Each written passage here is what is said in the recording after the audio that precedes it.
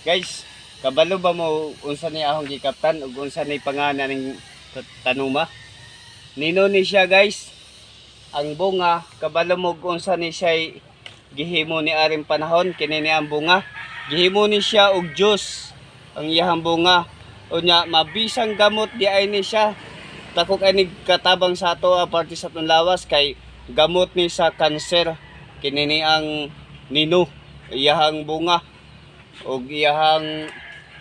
mga gamot i-process lang ni siya kini ni mo ni siya himuon og gamot sa cancer og pwede sa ni himuon og nino juice mo ni siya ang purpose diani ang iyahang makahatag og tambal og nakahinumdum mo sa una nga panahon nga ning viral ni siya nga na news nga gihimo og nino juice kini niya since 5 years o 10 years siguro gikan karon kini niya nga nino juice. So di ami tanom diri namunga na ops iyahang bunga di maabot kay perting kuana kaasa daghang kay bunga tuwa pa sa igbaw na siya yung mga kuan nga hinog o diara malata na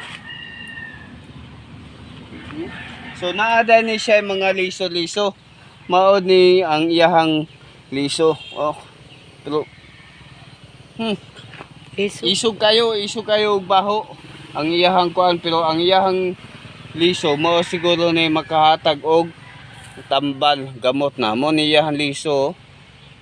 ang uban ani gipangaon na sa langgam so karon akong nakita og unsa gyud sod mo din siya nga naa siya mga kuan nga ni kanang liso ambot unsa kay purpose ani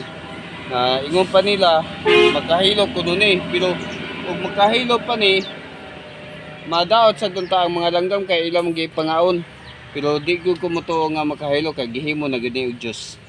So karon himo dako dai tabang ni sa cancer i-process lang ni sa mga science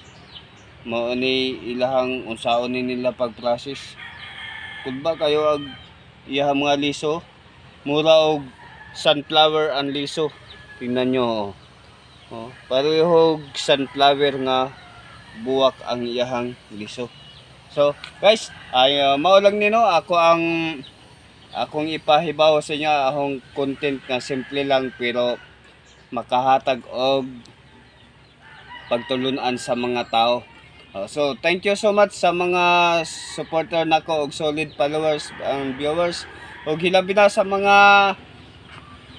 tuwa sa ibang bansa nga palaging nagsubaybay sa akong mga video. Thank you so much sa inyo ha guys.